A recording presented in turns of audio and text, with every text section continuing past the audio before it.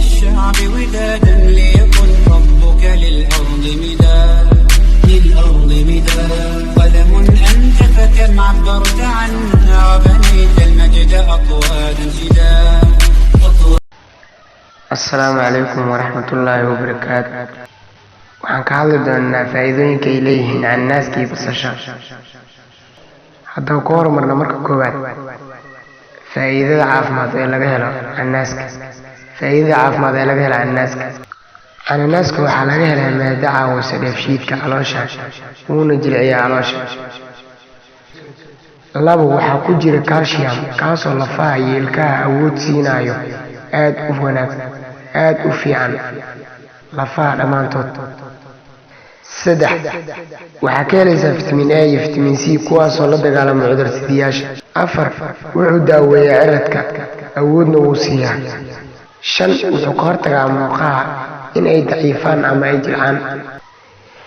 lix, wuxuu yareeyaa lafa xanuunka iyo hurka awoodna wuu siiyaa lafaha. toddobo, wuxuu siyaadiyaa aragga indhaha caafimaadna uu yahay. sideed, jirka ayuu qurxiyaa. sagaal, wuxuu la dagaalamaa qufaca iyo qabowga. toban, wuxuu u fiican yahay wadnaha. 11 wuxuu daawo u yahay infekshinka. 12 wuxuu u fiican yahay bahalada caloosha. 13 wuxuu u wanaagsan yahay cudurrada kansarka. 14 dadka kelyaha ka jiran ama ka xanuunsan ayuu u fiican yahay. qodobka labaad oo noo ahay basasha. faa'iidada basasha ama faa'iidooyinka basasha. kow, waxay kor u qaadaa difaaca jirka immune systemka.